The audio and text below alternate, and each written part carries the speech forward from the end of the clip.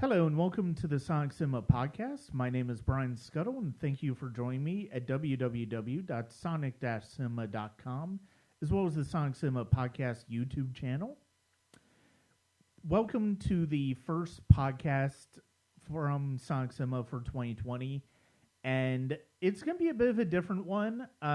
We're going to be talking about the Oscars, but not necessarily this Oscars. That discussion, I'll have that discussion as well as my absolute adoration and geeking out over Parasite next week, shortly before the Oscars actually take place. One of the things I want to do today is we want to go back in time about 25 years to the Oscar race of the 1995 Oscars, the 1994 movie year, where it was Forrest Gump versus Pulp Fiction. And joining me in that discussion is the writer and editor of Death Ensemble. He's been on the podcast before. We've focused on horror, and we'll get back to horror later this year. I know we've got a couple of ideas for some movies to discuss, but please welcome back to the podcast Phil Fasso. Thank you very much for joining me. Brian, Brian, it is always a pleasure. And I am very sick. So I just want to let you know that if your audience is faulting me for my voice, I would appreciate their sympathies, but we're going to roll through this. I'm also very happy for once not to be talking about horror. Yeah, certainly the horror movies we discussed last time did not really we're not necessarily cream of the crop, needless to say. Certainly not Oscar material, that's for sure. No, not by any stretch of the imagination. It was funny because of the fact that leading into our discussion here on this particular Oscar race, I don't even remember how it came up. What sort of the genesis of this idea that we would talk about this particular Oscar race came up. It might have had something to do with the fact that I know, other than 1999, which we devoted pretty much all of the podcast to last year, and will, to a certain extent, catch up with some this year, 1994 is probably one of the more formative years of my movie-going life, in the sense that it really, it's a year in where I branched out from what I was usually used to watching at the time and started to get into more independent films, more watching movies on my own, and just appreciating the art of filmmaking on a bigger level than I had previous. The thing that is really interesting about this particular year and this particular Oscar race, I think, is that it sort of became, I remember vividly, it sort of becoming sort of a salvo in the culture wars, where you had the more conservative, feel-good movie of Forrest Gump versus the hipper, more sort of progressive challenger, which was Pulp Fiction. And that's sort of... Well, it's funny that you mention that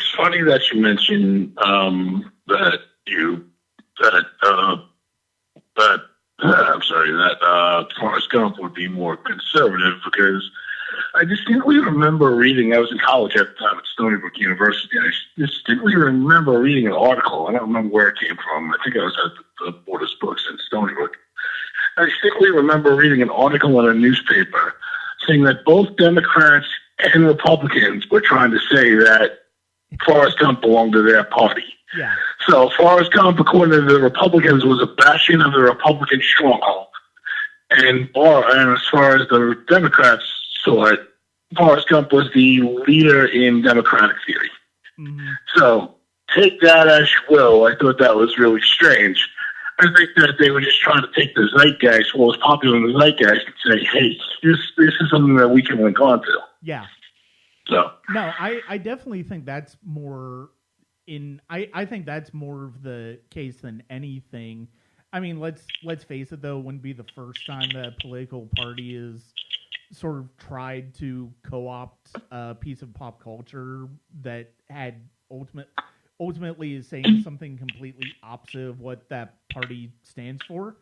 If I just remember, Ronald Reagan sort of co-opting Born in the USA, and conservatives really co-opting Born in the USA, not necessarily seeing it as the indictment of the Vietnam War that it was.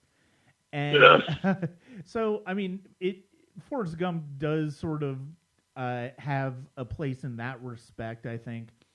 I feel like we were talking about Pulp Fiction, we were talking about Forrest Gump at some point last year, and that's how this discussion came up. We were, in fact, I don't remember how it came up on social media, and I can't remember exactly what the conversation was. But I also remember my big thing at that time was I had posted on one of your posts on social media that not only can I not stand Forrest Gump, I think it's a terrible movie, but that basically Forrest Gump is this ridiculous ideal that could never really exist. Yeah. And people latched onto that, said, "Oh, this is something to like." Forrest Gump is physically crippled. Mm-hmm. He has a speech impediment. He's got, obviously he's got learning issues. So he's got all that. And in that, he meets every president in his entire run there, right? He manages to go to Vietnam and save people. He starts his own fishing company. He runs across the United States. Like all these things, any one of those, he's a ping pong champion worldwide. Yeah. Any one of those things would be extraordinary to do. Yes. For one human being, especially with all his handicaps, to do all of that, to expect him to do that is absolutely ridiculous. Mm-hmm. Now that goes back to the source material for Winston Groom. I don't think I've ever read the novel. I might have started it at one point. That Borders Books back then was really good when I was at Storybook, because you could go there and they had couches and stuff, and you could sit down and read books without buying them. Mm-hmm. And being a cheap college student back then in my early 20s, it was a great time just to sit down and read stuff that I couldn't afford to buy. Yeah. And I'm an avid reader. But the thing was, this is like pre when the internet became really popular. But the thing is that basically you have this, it's just preposterous what Forrest Gump does in that movie. For any one human being to get all that done. And again, I understand that was part of its popularity, that, and of course Tom Hanks, will probably get to him later. Yeah. But my problem with it is that's more fantasy and has more ridiculous elements than a lot of the horror movies that I watch. Yeah. No. What are your thoughts on that? Yeah. No, I mean, you're absolutely right. And I mean, I have heard, I've never read the Winston Groom book either, but what I have heard is that the movie diverts significantly from the book, and in ways that kind of change the nature of the narrative in not necessarily the way that Winston Groom intended it to be. The thing I think the thing that probably, other than the fact that it was Tom Hanks coming off the Oscar win for Philadelphia in the lead role, I mean, this was basically as popular as he had ever been by this point. Yes. I think that, combined with the fact that this was one of those films that essentially sort of lionized the baby boomer generation, I think, to a certain extent. Absolutely. That, you have all of these significant things that happen. You have Vietnam, like you said, all of the things that happen with Forrest in the movie, and you also have this essentially fortune cookie wisdom in the movie, where it's very simplistic sentimental ideas and hopeful ideas that I don't dislike the movie as much as you do, but I definitely my opinion of the movie has significantly dropped over the years, and it basically goes down to the fact that exactly sort of like what you were talking about with the character of Forrest, where it's like he's mentally handicapped, he has learning disability to where he can't really process the information, and yet he's whisked away on this amazing life on accident. And let's be clear, it's like so much of this happens almost accidentally without him really being aware of what is happening, aware of the ideas aware of anything that is really happening to him to a certain extent. And that's another part of my problem with it. As someone who, I have 2 degrees in English, and like I said earlier, I'm a lifelong reader. But one of my biggest problems with that is Forrest Gump is really a passive hero in that movie. Yes. He's not active so much as, it's not that he's driving the stuff around him, it's that he just happens to be there for that stuff, like you said. So, again, I mean, there's just so much going on there that it's just like, oh, Forrest happens to be here. Oh, Forrest shows up here. Oh, Forrest is there. Now he's in Vietnam. So he's in Vietnam, and he saves Lieutenant Dan, and the rest of Dan wants to die and his legs get blown off, but, it's kind of like he just happens to be there. It's not like, I really don't see him as this great hero. I see him as he's basically a good-hearted guy, and that's the one thing I can say about that character. Yeah. He's obviously very good-hearted. He's got no malice in his system at all. He wants to help people. He wants to be good. But again, he's not an agent of action. He's, hey, things are happening around him. Yeah. But he just happens to show up at that massive rally because Jenny's there. He's one for the Jenny, I think, at that massive rally in Washington. Yeah. And then he bumps into the. Does he actually bump into the Black Panthers at one point during that? Yes. I don't remember. Yeah, he does, right? Yeah. So it's like, okay, so he happens to show up at some of the biggest points in American history just because he was there. Yeah. And that would be fine if that was, I come from a world where, I've read literature basically worldwide from all over the world, from every age, and your protagonist is supposed to drive the story. Your protagonist is not supposed to sit around while things happen around him, Mm-hmm. So that's a massive problem in the actual storytelling there, which is another reason that, And again, I think the popularity goes back to what you said, that at that point, hey, it's 1994, right? That movie came out? Yeah. So my mom would have been, she's born in 1950, my mom would have been like 44, my dad would have been almost 50.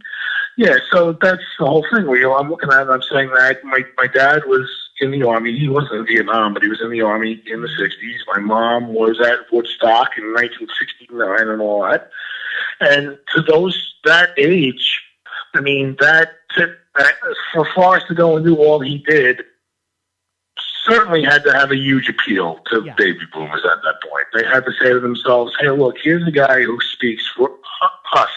Mm-hmm. Now, if I were a baby boomer, would I want Forrest speaking for me? Absolutely not. But I can see where that would generate his popularity as a character. And as much as I can't stand that movie, I don't like the character, but Tom Hanks couldn't have done better with that character, Oh no, he does do a really good job with the character he's given. One of the things that it's really struck me, I think the last time I watched it a couple of years ago, about Forrest Gump is that I feel like so much there is one truly inspiring character in that movie, and it's Lieutenant Dan. And absolutely, because of the fact that he has a genuine arc. I mean, he's somebody who he feels like by the time when we first meet him, his destiny is to die on the battlefield. That is what his family has done and sacrificed for the country, and he feels like that is his destiny to do, and Forrest deprives him of that. And when we first see him without his legs, that cynicism, that bitterness is going through him. And then at a certain point, he realizes through Forrest, through, being shrimp boat captain with Forrest, that no, this is not the way to live. And he goes on a character arc that I think is really interesting and would have made a more interesting movie. And you know what? I think that Gary Sinise does wonders with that character. Yes. Gary Sinise is spot on perfect. I mean, he begrudgingly goes along with Forrest with the whole thing earlier on, and then you could tell as they spend more time together, he legitimately starts to love Forrest, Yeah. No, but again, like you said, that would have been a much more interesting character for me to follow. Yeah. And he has a much better arc than Forrest does. Because Forrest doesn't really have an arc so much as Forrest has just an ascension.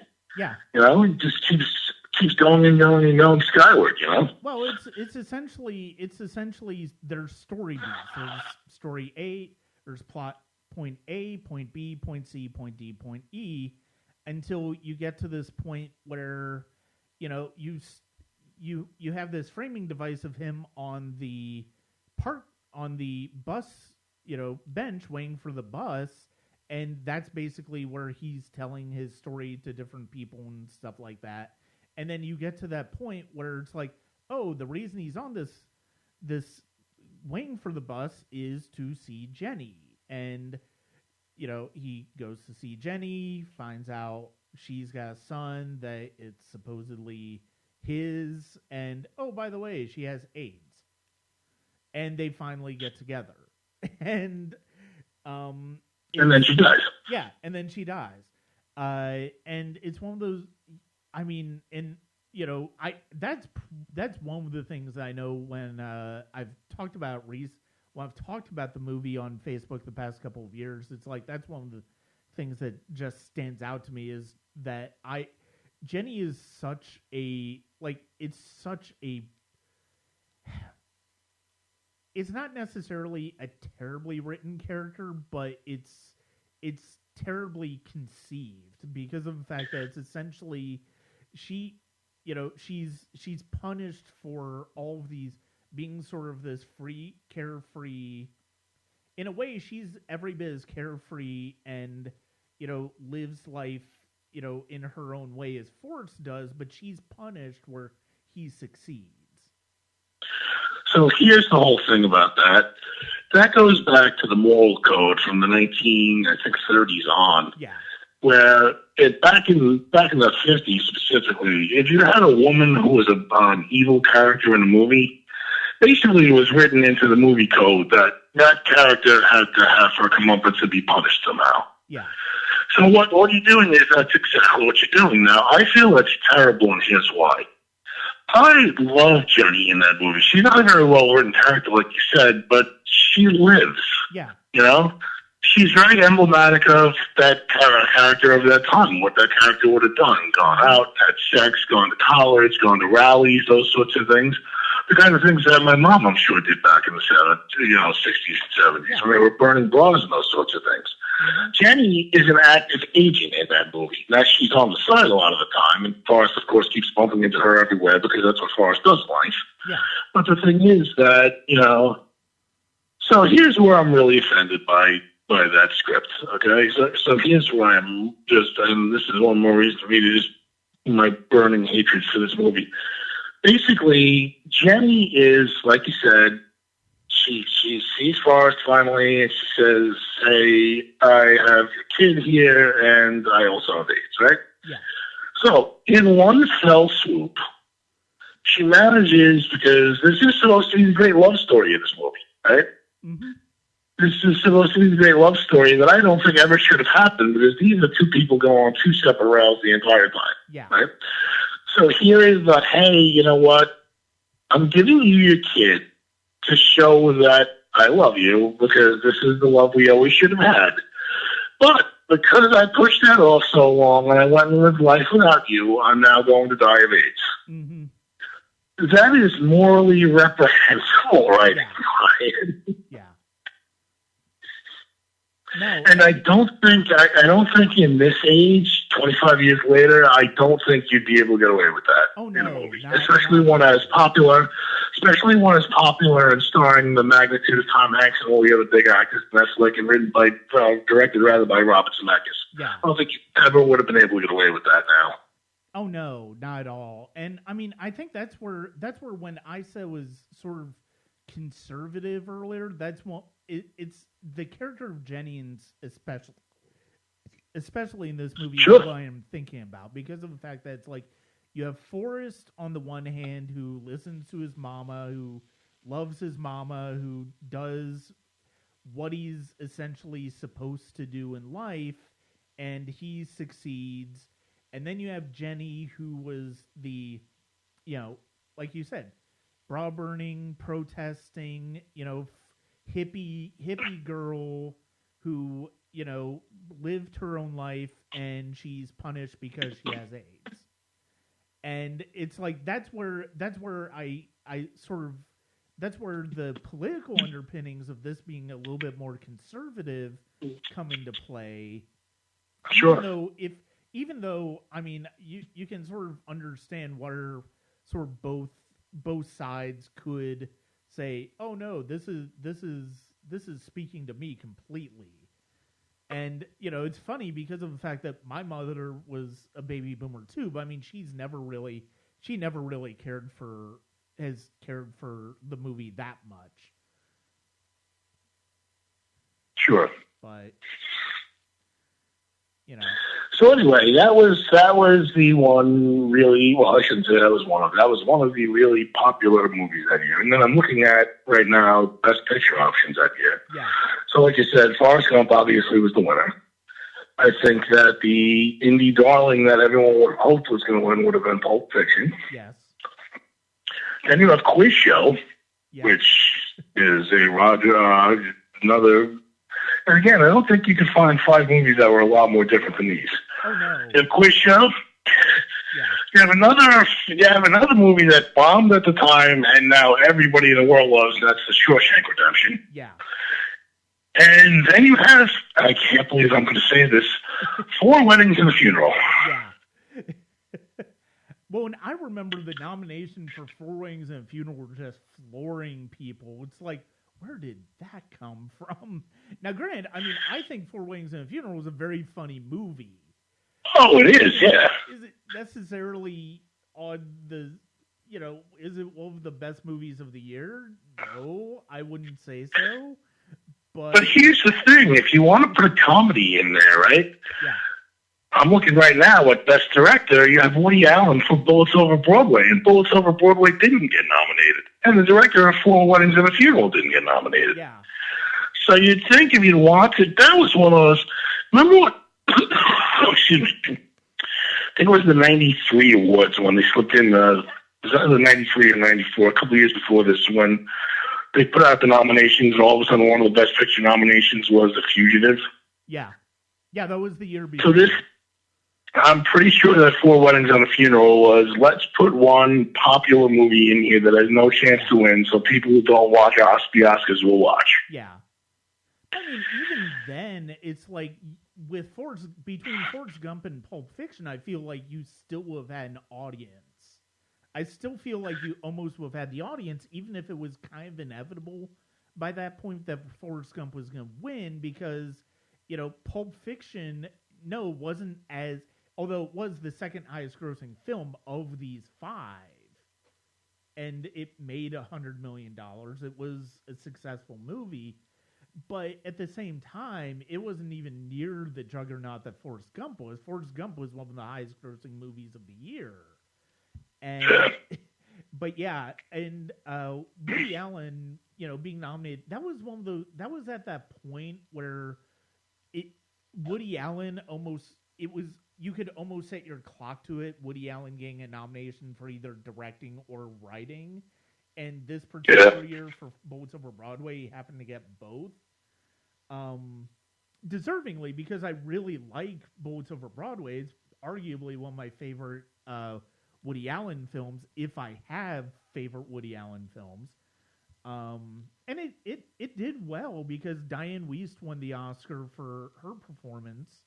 You had Chad Palminteri nominated for his terrific performance, and you also had Jennifer Tilly. And so it was a really well-beloved movie by the Academy. So yeah, it is, in that context, it is really surprising that they nominated Four Weddings and a Funeral over Bullets Over Broadway. And again, like you said, Four Weddings and a Funeral is a really funny movie. I loved it when I saw it back in the 90s, but it's not the kind of thing that screams Oscar at all. No, not at all. And but it's funny because of the fact that it's like it's one of those movies where I think you will, if it was a movie that came out now, I almost feel like it probably would have had more of a chance. It probably would have gotten the screenplay nomination. Probably would have gotten nominated for Hugh Grant. It probably would. Well, it did. Well, Richard Curtis did get the writing nomination for Wings and a Funeral, but Hugh Grant probably would have been nominated. It would have been it would have been a movie that got some legs to it and probably been nominated. And then it's like, wow, that's not as much an outlier as it looks like now with that category with Forrest Gump, Pulp Fiction, Quiz Show, which, granted, I haven't seen Shawshank, years, or Shawshank, which I just, Shawshank, I mean, that didn't become beloved until years later. Because so the Academy was definitely ahead of the curve on that one. Yeah.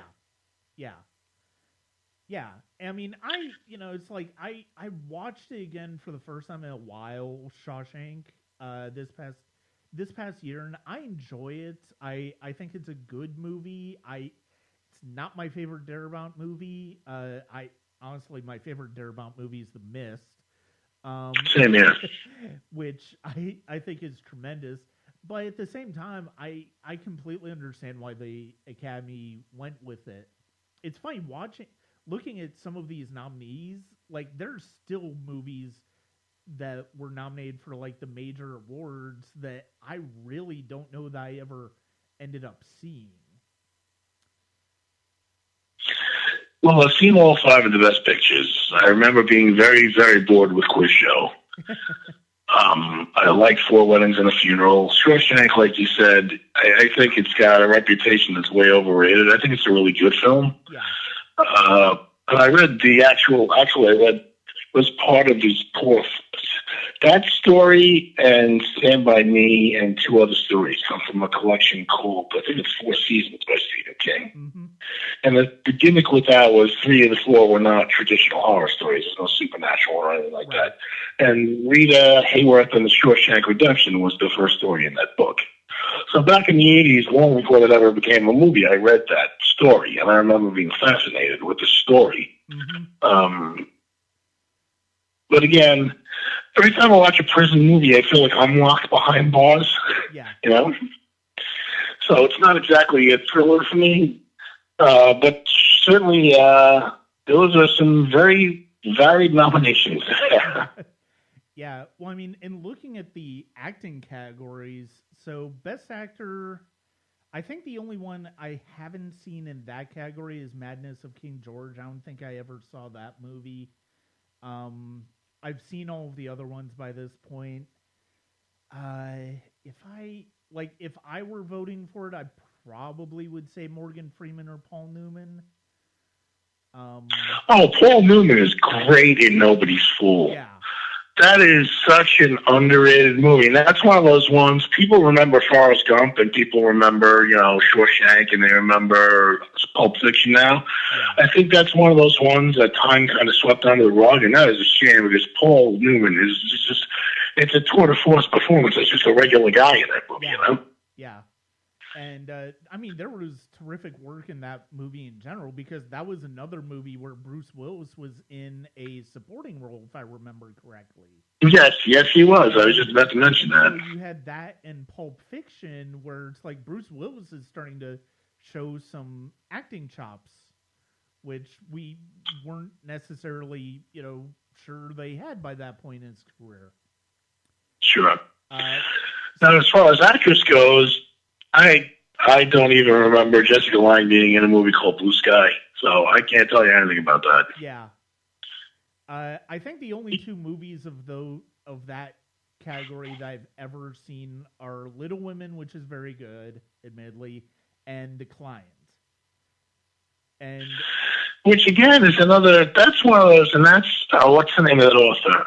John Grisham. Yeah.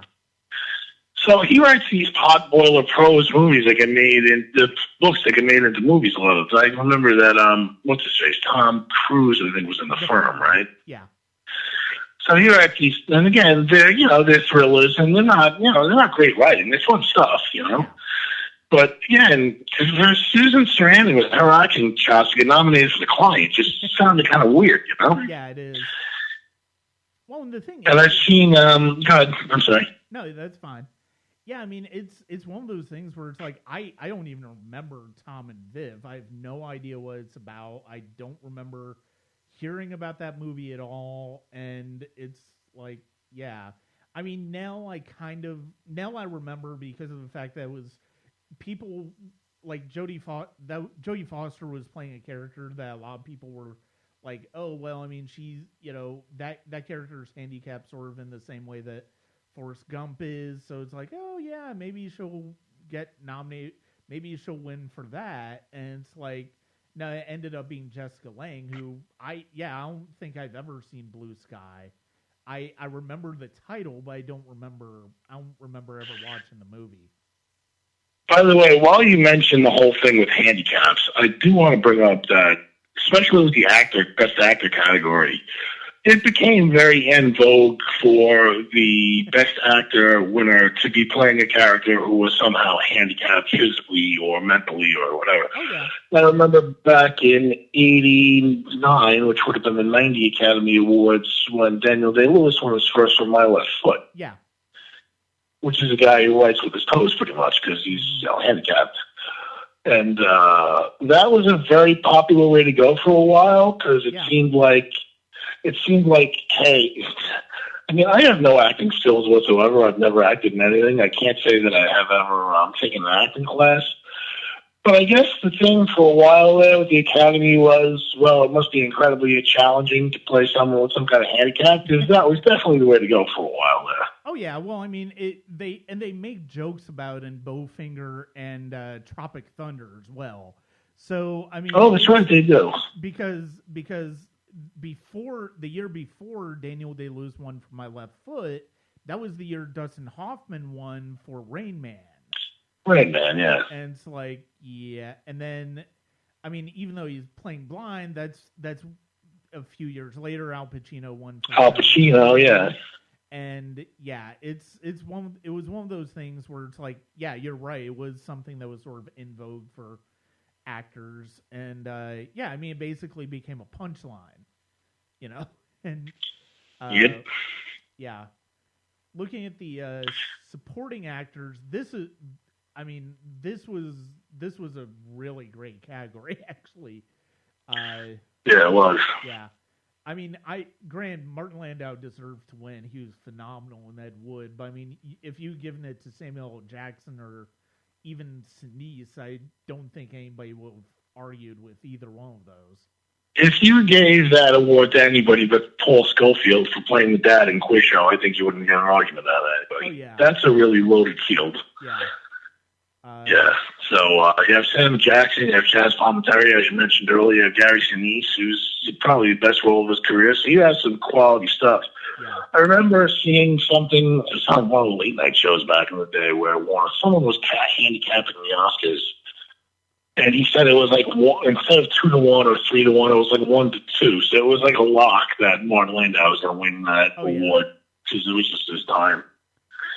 And again, I've always loved Martin Landau. He is particularly awesome. I know I'll go see in that film. Yeah.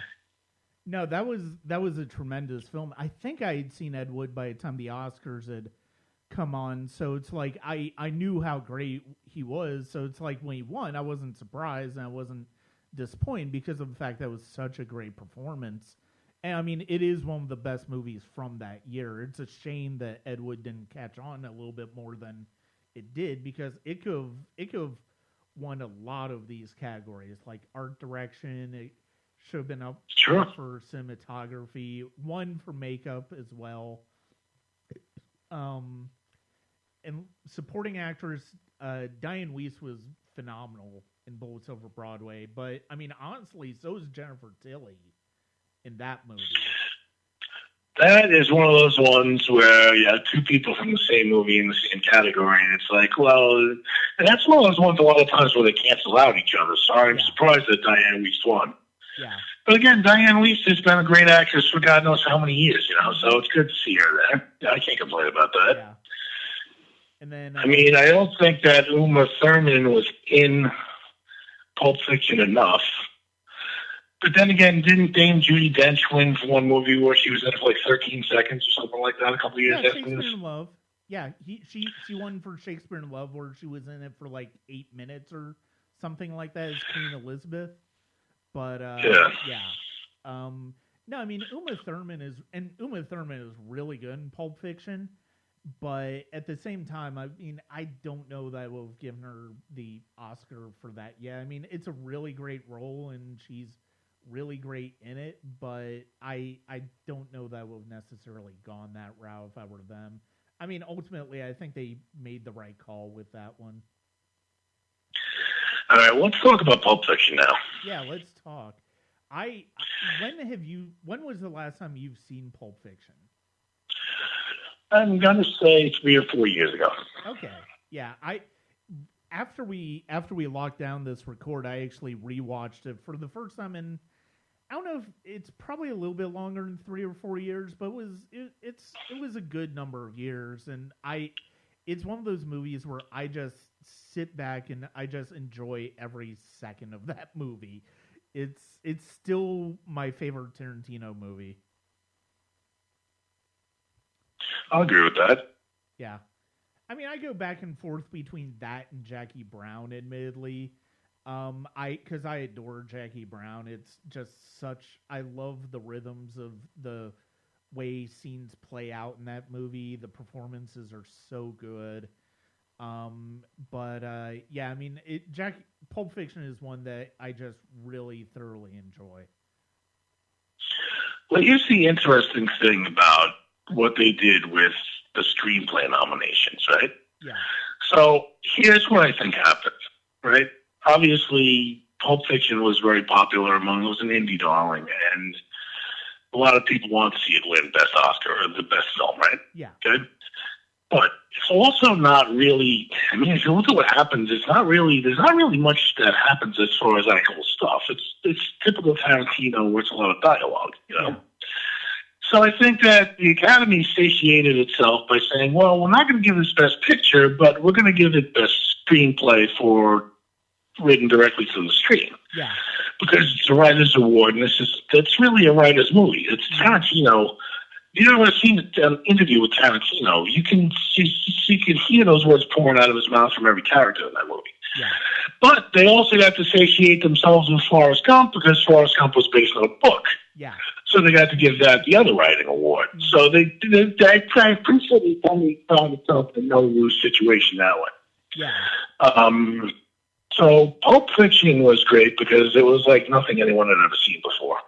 Mm-hmm. It's this thing. First off, I had to watch it twice. Back in the day, I was living in, I don't know, where was I? I was living somewhere. Anyway, my landlord had an illegal cable box, so that was when they used to do pay-per-view movies, and you'd have one channel, the movie over and over and over again. Mm-hmm. So I watched Pulp Fiction, and I'm like, wait a second, how is how is John Travolta dead, but he's back? I had to rewatch it. I went right back as soon as the replay started. I'm like, I have to watch this again. I had no idea what's going on here. Yeah. So I didn't realize at that first point that it's not telling it in straight time. Mm-hmm. So that was a really interesting technique that Tarantino used there to pull things out and show things out of a time sequence. So why do you think you went with that? I'm sorry? Why do you think he did that with the time structure? So I think part of the reason he probably does in there is the film is more I almost feel like the movie is more driven by the momentum of the dialogue than I do the action and the scenes, so that the dialogue really plays it, and to a certain extent the narrative plays out in a way. You do have sort of a 3-act structure in terms of conflict and resolution and all of that, but the way it plays out is very sly because of the fact that each scene, with the exception of the very beginning with Tim Roth and Amanda Plummer, each story basically has the A, B, and C structure. And I like the fact that when you double back and get to Tim Roth and Amanda Plummer later in the movie, when you see them in the diner, it's like, oh, okay. And I love the fact, and I think he does it to set up little surprises throughout the movie because of the fact that you first see Bruce Willis talking to Marcellus Wallace in the scene where Uma Thurman is taken out by Vincent Vega. Yes. And you have, which is set up by the dialogue before they get the briefcase, which is, and so you have those aspects. Then you have the scene with Butch, where Butch basically rigs the fight for himself to win, even though he's supposed to lose. And then you have the scene where Uma Thurman is like, oh, I never thanked you for dinner. And so they've already had that dinner. There's a momentum to the dialogue and the way the dialogue flows and the narrative flows that doesn't necessarily require it to be in order. And I think anytime somebody does a really good job with that sort of fractured narrative, I think that's what they're focusing on more than, oh, we need to have this scene this is the chronological part of it, so it needs to fall into this. That's not the case at all. Sure. Well, so you want to get into some of the minutiae on this? Let me ask you this. What's your favorite out of those storylines? I would say it's probably I would say it's probably the cleanup of the car. That last scene where Travolta, Vincent Vega shoots Marvin in the face, and the cleanup there. I think that's always been my favorite. Next up is probably Christopher Walken's monologue about the watch. Oh my God, I forgot about that. That's right. You got to go back to the watch, and that sets everything in play there. What about you? What would you say? I love the segment with Bush, and I love it because so much weird shit happens there. Mm-hmm. Like Marcellus sees him, and first off, he almost runs Marcellus down by chance.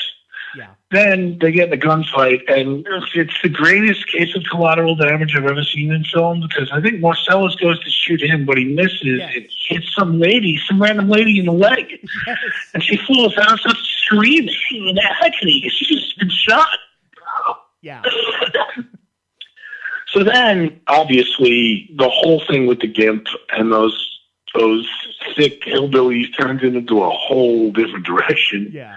And I find it fascinating that Bruce Willis basically, you see Marcellus is getting raped. Bruce Willis is going to get raped next. Bruce Willis manages to cut himself out. Butch manages to cut himself out. Yeah. Get out of that situation, and then he's going to leave And then he has a crisis of conscience. And I think that's great. I think he says to himself, oh my God, I can't, even though this guy's going to kill me if I come back, I can't leave him like that. Because I was wet. That's what was about to happen to me. And then one of the greatest scenes in all of film is when he's trying to choose his weapon. And he's looking at all the different weapons and he grabs the sword. I think that's amazing stuff there. Yeah. No. And it's it's sick because it's really funny, a lot of it. But it's funny because you're watching some really sick shit, and it's really funny, sick stuff that you're watching. Well, it comes down to tone, and that's the thing that Tarantino absolutely nails in that movie, because if it were darker, it would be unwatchable. Like, if it were played completely straight for serious effect, the scene of Marcellus Wallace getting raped would be unwatchable. It would be hard to take. Similarly, the scene where Marvin's head's blown off, if that scene is, because you see, and the way Tarantino stages it, he's got Travolta in it's a straight on shot in the camera. Travolta's looking at the camera. His gun is pointed right in the back seat, so you basically know what's going to happen. Yeah. If you don't figure out what exactly is going to happen from that, it's like, yeah. And so he's setting it up, he's winding up, and basically the payoff. And one of the things that was great, Roger Ebert wrote a great movies review of the movie that points out, that makes a really great point that ties into all of this. During the adrenaline shot scene, like, that scene is legitimately shocking when it happens, but when you watch it, you can't help but laugh. Oh, absolutely. And the reason is because you don't actually see the needle go into Uma Thurman. It's cut in a way you see what's going to happen, you see the aftermath, you don't see the needle go in. So that shock turns to laughter. And I think that's one of the things that Tarantino absolutely nails in that movie. Oh, absolutely. And I think he does a great job, I go back and forth on Quentin Tarantino. I think that a lot of his films are way too talky, and, just like sometimes I like some stuff to happen, and he seems obsessed with certain issues. But as far as Pulp Fiction goes, I don't think he, that was his coming out party. He'd done Reservoir Dogs before that, which was a light movie, but not exactly anything that was going to make anybody famous. But and again, that was also one of many of John Travolta's comeback films. Yeah, I mean, all of a sudden, John Travolta was a big name again because of Pulp Fiction. He's back on the zeitgeist. Yeah, and the thing that's great about Pulp Fiction and the way it uses the characters is that, and the way it uses the actors is that it's essentially Tarantino writing to these actors' strengths. Like, Travolta is not necessarily an actor who can project tremendous depth, but he is someone who can be sincere and genuine, and also very funny in the way he acts, the way he reacts, and the scenes at one of my favorite scenes. I've never forgotten this line of dialogue from this movie is when during the holdup at the end with Tim Roth and Amanda Plummer, Jules has Tim Roth in the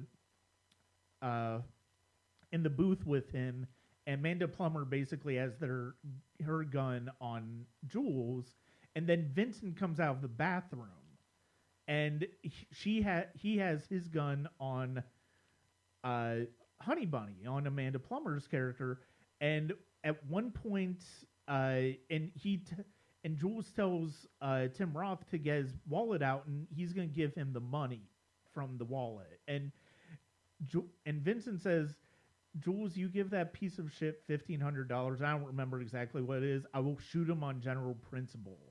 And that line delivery, I've never forgotten that line delivery, and also the way Jules says, "Vince, shut the fuck up. I have this situation under control." and the thing that's so great is the way that the dynamic between Jules and Vincent changes throughout the film. And you have the scene with the foot massages, talking about Amsterdam, all of that in the beginning. That's great. Then the Royale with cheese. Yeah, the Royale with cheese. And then you have the scene where they're in front about the foot massages, and you have this philosophical discussion about how intimate or not intimate a foot massage is. And they get into an argument with that, but it's not a really heavy argument. It's defining their characters, but it's also essentially just sort of them busting each other's balls to a certain extent. Yeah, absolutely. It's serious when they go into the apartment and get the briefcase, and you see another part of that dynamic where Vincent is playing off of Jules. And then you have when they come back after the Butch sequence, you basically see another level of that where it's like Jules has had this spiritual experience, and Vincent is like, I don't even know what you're talking about. What are you talking about? It just happened. It's not an act of God. It's not a miracle or anything like that. But there's no getting around it. And then one of my other favorite scenes in the movie is the cleanup, where it's like Jules just has this moment where it's like, why am I in the back cleaning up this guy's skull? You should be back here. You shot him. Clean this up yourself. And he's so exasperated with Vincent. It's like you get this whole dynamic between these characters and how it evolves in brief interludes, and it's such a brilliant piece of writing. And going back to the Butch scenes, the Butch sequence, the scenes with him and his girlfriend are fantastic because you see that there's genuine affection, and he justifiably loses his shit when he realizes she's forgot his watch, but then he's like, that's okay. That's all right. I will. Don't worry about it. It's not your fault. And then the next thing we see, he's yelling in the car about it. Yeah, he's screaming in the car. That's really funny. And I mean, just the way that Tarantino builds these relationships, the way he builds the characters is so entertaining. It's like there really isn't. You were talking about passive versus active protagonist earlier when it comes to Forrest Gump. It's hard to think of a character in this movie that isn't in some way active. I mean, absolutely. I don't think there's really a character in this movie that's really passive. Not one of the major characters, at least. No. And that's great because, one of the things that you got to say about Pulp Fiction is it's dynamic. Yeah. There's always stuff going on. It's moving, and it's moving in ways you wouldn't think at first until you realize that it's not, structured. Like you said, it's a fractured timeline. But it's constantly moving, and you're kind of wondering how it's moving sometimes because some of the stuff doesn't seem to make sense. Yeah. But then at the end, it all ties up together. That there's a whole group of people that you would think are some of them are ancillary characters and whatnot, but they all are part of this melange that becomes this amazing story, And it's funny to consider that, like, this 2.5-hour movie essentially takes place over the timeline is essentially over the course of a couple of days. Because, I mean, you don't know how long it is between, the scene with Butch and Marcellus where he's telling him to throw the fight and the actual fight, but it's still close enough to that timeline the fight is still close enough to that timeline to where Uma Thurman, Mia tells Vincent, "Oh, I never thanked you for dinner the other night." So it's like it's obvious that it happens within very close time frame. And yeah, I mean you are right as far as the screenplay nomination, the screenplay win. I mean, it was very obviously the consolation prize for Pulp Fiction because we're not going to give it Best Picture. We can't give it Best Picture. It's way too intense for that. Well, I mean, it's the same thing a couple of years ago with Get Out, right? So I wasn't crazy. What was it? Lady in the Water won Best Picture, I think it was? Shape of Water. Shape of Water, there you go. I love Guillermo del Toro, but I was not fascinated for the most part with that film. I thought it was kind of boring. But the thing is that, okay, so they're going to go outside your normal stuff in the realms of the fantastic. But, you can't have, I'm sure the Academy said to itself, well, Get Out is this phenomenal movie, but we can't really give an Oscar to something where, people are doing brain swaps, But we can give Best Script to that, to nominate, to say, here's your consolation prize, like you put it, Yeah. Saying, hey, listen, here's the thing that we're recognizing you, but we're not recognizing you for the top prize because it goes way outside of what we would normally do, Right. And I think that's the same thing that happened with, like I said, the screenplay for Pulp Fiction there. Where, like you said, that movie is way too out there to be the kind of thing that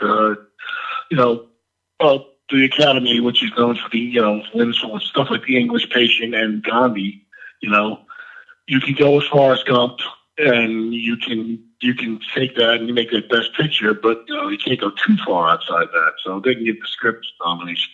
And like I said, they got to eat the cake and have it too because they got to give Forrest Gump the one for, based on outside material. So, yeah. So they got to win both ways. So. Yeah, and I mean, that is something, because that was something that definitely happened the previous couple of years with the Piano and Crying Game also winning the screenplay awards. But it's like, sure. We're not going to give it Best Picture, even though, we recognize that they're significant films, but it's like, we're not going to give it Best Picture. And to a certain extent, they've sort of gotten away from that way of thinking in a way, but they also kind of haven't. It's really kind of interesting to see in the past 25, 30 years, the way that the Oscars have sort of gone in different directions as far as how they award certain films versus other movies. And I mean, that was definitely one of those cases. Get Out a couple of years ago was definitely that case. I was just looking up what one adapted that year because obviously Shape of Water was original and was Call Me By Your Name, which, wouldn't have been my choice from that category, but I mean, it's still, I kind of understand what they were going with because I mean, it was a Best Picture nominee. It was, a way of honoring that film where they weren't necessarily going to honor it any other way. And then, I mean, last year you had Spike Lee winning the adapted Oscar, and then you had compared to Roma winning Best Director and Green Book winning Best Picture. I'm trying to look. Did Green Book? Yeah, I think Green Book won Screenplay too, which I think it did. Yeah, I did, which not a fan of that, but I mean, but at the same time, it's sort of going back to the same thing that we're talking about with Pulp Fiction, Forrest Gump, where it's like, oh, we can nominate one here because of the fact that it's original versus one here which is adapted. And then, last year they gave Green Book Best Picture, but they gave Alfonso Cuarón Best Director, and that was their way of honoring Roma in one of the major categories. So, yeah, I mean, it's one of those things where it's like, it's always kind of interesting to see where and to try to theorize why the Academy goes in the directions that it goes with certain years and certain choices. Sure. Yeah. And unfortunately for 1999, neither End of Days or Carrie 2 were nominated for anything, I'm pretty sure. Well, that's that's actually that's not a terrible thing. That year was a fascinating year for the Oscars, though. I mean, and it's funny because of the fact that it's funny because of the fact that, I mean, obviously that was another year where it's like American Beauty. It was the clear winner in, Best Picture, Best Director, and Best Screenplay. And then the adapted screenplay was Cider House Rules.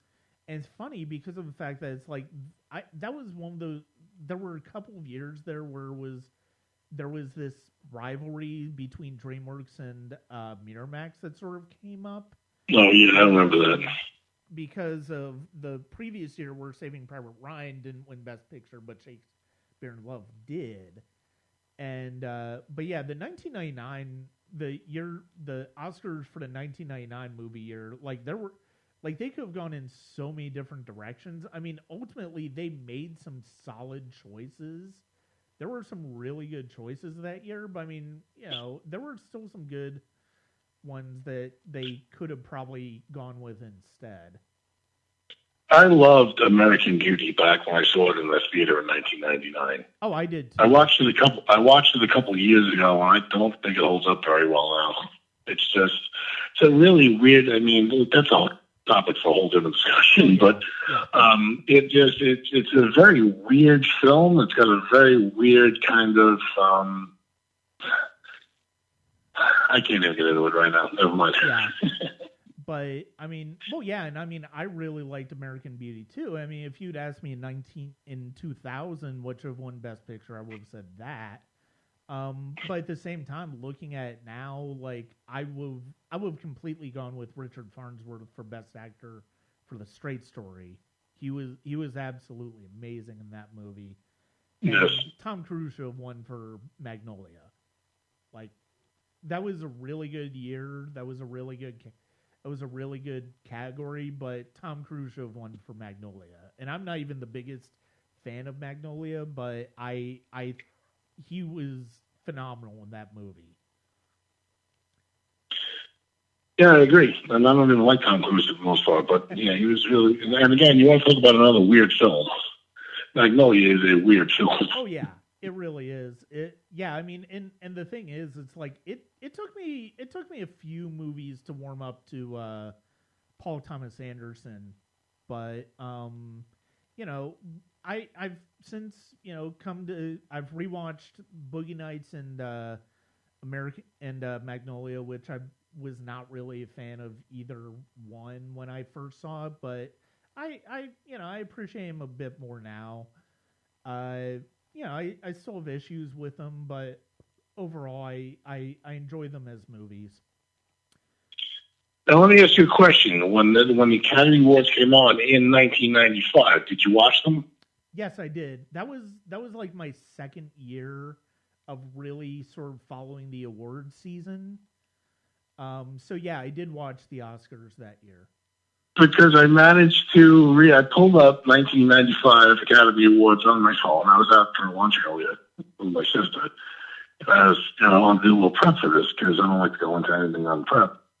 And then I was reading an interview because I did not realize that was the year that David Letterman hosted the Oscars. God. Yeah, and I was trying to remember who did host that one, and then it was when I brought it up, it's like, oh yeah, that was the David Letterman one.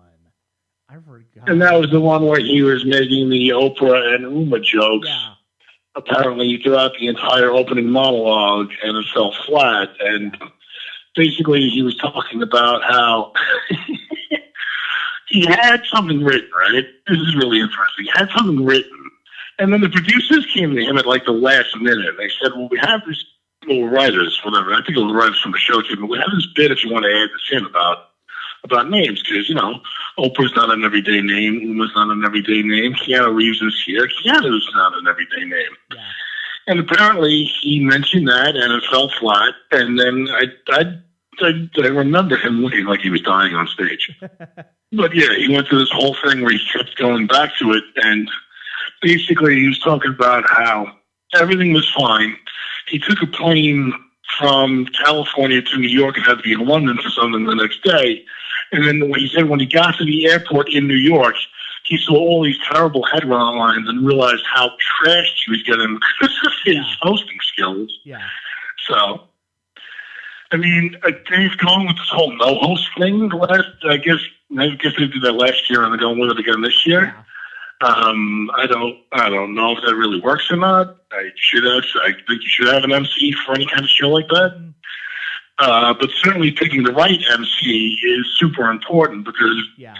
David Letterman was really good at what David Letterman did, but he's way outside his element with something like that. And I just remember that I was like, oh my God, I can't believe poor Dave here, you know? Mm-hmm. Oh no, yeah, I remember him because I mean I was a Letterman fan, but yeah, I mean I remember watching him and just sort of realizing that he was not doing a good job. But I mean I'm trying to think of like the first time I really felt like somebody kind of blew me away as a host for the Oscars. I mean I didn't really. Because I mean, once the opening happens, it's like they sort of go away to a certain extent, and they come up every once in a while. So, I do want to bring up, with regards to that Oscar year, the music, which basically was swept by The Lion King. Hans Zimmer won for score, and Can You Feel the Love Tonight won for song. I kind of wanted to bring it up because, I will say Forrest Gump and Pulp Fiction both have fantastic soundtracks. Oh, yes, absolutely. Pulp Fiction doesn't have a score, but I do really like Alan Silvestri's score for Forrest Gump. I think it's a very good one. It's one of the better ones he's done for Zemeckis over the years. And this was the next. It was funny because the next year when they did the Oscars, they decided to split up the score into drama and then comedy and musical for a few years. Do you remember that? Yeah, I always thought that was really weird. Well, so the reason I always understood was it was basically because 3 of the last 4 years Disney had swept. Because that was with... Well, yeah, that was when Disney was from The Little Mermaid up through, I guess the last one they did in that style was... Lion King was the... Well, no, but I'm saying the last time that they really did a movie in that type style was, I think, it might have been Tarzan around there. Yeah. But they were basically taking... If you look at it, it's not surprising that all those movies get turned into Broadway plays, because those are basically Broadway plays as cartoons. Yeah. They're big show tunes, they're big, that type of stuff. So, but Disney, you couldn't help but give Disney those awards. And how funny is it that Lion King, Pulp Fiction, and Forrest Gump all came out the same year as Four Weddings and a Funeral? Oh, I know. Yeah. What a diverse year for film, huh? Oh yeah, I mean that's part of why it was such a formative year for me when it came to film, is because of how diverse it was. And it's funny because I actually did not see The Lion King in theaters. I was not really interested in Disney at the time, so I didn't really it didn't really matter to me if I went to go see those in theaters. So I didn't see Lion King until a few years later. But, I mean, that year you had Pulp Fiction, you had Ed Wood, you had Forrest Gump, Quiz Show, Shawshank, Four Weddings and a Funeral. We've already talked about all of those. The Crow came out that year. Oh, that's right. The Crow came out. Favorite movies, which I would have loved to have seen that getting nominated for its music, because there were some fantastic songs, and I love that score. Hoop Dreams came out that year, and I remember that being one of the big storylines of that Oscars, because Hoop Dreams did not get nominated for documentary. And which is insane. Yeah, because it's one of the best documentaries ever. And they basically changed and I think they changed the rules for documentary nominating at that point, where it's like you basically had to watch the movies that had sort of been shortlisted, I think. But we had Bullets Over Broadway, which we've already talked about. The Interview with the Vampire was one where that actually got a few Oscar nominations, which, was pretty deserving. I still continue to enjoy that movie. Speed won a couple of technical awards, and that came out that year. Clerks came out that year. The Professional came out that year. There were some really great movies in 1994, and one of the other movies that was actually in the original screenplay category with Pulp Fiction that I kind of wish, in retrospect, now that I had seen it, got more love, was Heavenly Creatures, the Peter Jackson film. Sure. That actually got a screenplay nomination, but it really should have gotten probably more. And I feel like if it had come out nowadays, it probably would have. It would have been more of a player than it was. But yeah. So it was a pretty diverse year, and it's one that that's definitely stayed with me even beyond, especially as I've gotten more and more into movies that came out that year over the years. And then on the horror front, because I have to, basically, and if you ever decide to do a 1994 retrospective for a full year, I have some decent horror movies we can talk about. Wes Craven's New Nightmare came out that year. In the Mouth of Madness came out. That's John Carpenter. Yep. I saw both of those in theaters. Wolf with Jack Nicholson and Michelle Pfeiffer, a really interesting werewolf movie. Mm-hmm. I went on a date to see Mary Shelley's Frankenstein, and that was a horror show, not because of the date, but because of the movie. That is a bad horror movie. I have not seen Mary Shelley's Frankenstein. I've always been kind of curious, but I've never brought myself to watch it. So here's the thing. I love Kenneth Branagh. Kenneth Branagh, however, because he's a stage actor, tends to play to the back of the stage on film a lot. Mm-hmm. So he does a lot of yelling and screaming and hamming it up in that movie. Yeah. And that's actually one of my favorite novels of all time. And no, that movie is not one of my favorite movies of all time, surprisingly. But no. So anyway, Brian, I think that. Go ahead. I'm sorry.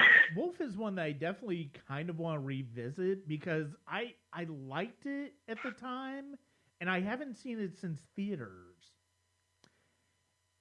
So which one? Wolf, the Jack Nicholson. Oh, Wolf, yeah. You should definitely give that a look. Yeah. I definitely want to give it a revisit because I love New Nightmare. It's one of my favorite movies of Wes's. And In the Mouth of Madness is one of my favorite Carpenter films. I really enjoyed that one. And I rewatched it this past October, and I'm so fascinated by that movie. It's such a fun movie. So yeah, that was where horror was at that year. Yeah, but anyway, we're not really talking about horror here. I get to be all fancy and hoity-toity for a change and talk Oscars with you. But yeah, I mean, and it was a good discussion. I mean, it's one of those things where it's like you can only talk about the Oscars for so long without like your eyes just kind of glazing over, especially in retrospective. Even though it is kind of interesting to look at in retrospect to see sort of like what got nominated and what the Academy thought was important that year. It's like I feel like if the Academy ever redid nominees for that year, I think it would be considerably different, especially in the acting categories, because there's a lot that I feel like Tom and Viv, I don't even remember that movie. I don't even remember it then.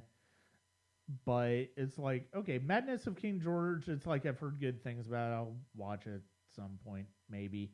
But yeah, it's those two movies, and then but yeah, that Best Actress category, it's like I'm sure Jessica Lange was fantastic in Blue Sky, but like the rest of that category felt so weak. And it's weird to see how certain years play out as far as the Academy Awards compared to other years. Well, 1995 Academy Awards were certainly fascinating. I mean, again, the fact that we can generate an hour's worth of conversation just between Forrest Gump and Pulp Fiction says about as much as we can say, no? No, I would agree with that. And thank you very much for joining me. Oh, thank you for having me. You know, I'm always very flattered and honored when you ask me to be on one of these. And like I said, if you decide to do an entire 1994 retrospective year, I'm in for a couple movies there on horror. So we're all good. I might consider doing that in a few years when that year turns 30. But sure. We'll see. Thank you for joining me in this discussion, and I'm looking forward to the horror movies we will be discussing later this year. Sounds good, my friend. I'd like to thank Phil Fasso for joining me tonight. That is going to be it for the first podcast of 2020 for the Sonic Cinema podcast. Hit me up on Patreon, patreon.com/Sonic Cinema. I will have my favorite scores of 2019 run down shortly, as well as some more Oscar talk. And I have a lot more coming up there that's going to be really exciting. I'm looking forward to the discussions that I have and the pieces that I'm interested in writing for patrons. Check out www.sonic-cinema.com. I'm really excited about where the website's going this year. I will be hopefully covering the Atlanta Film Festival yet again. I will be covering the Women in Horror Film Festival at the end of February, so be on the lookout for that. And that will be it. Thank you very much for joining me at www.sonic-cinema.com.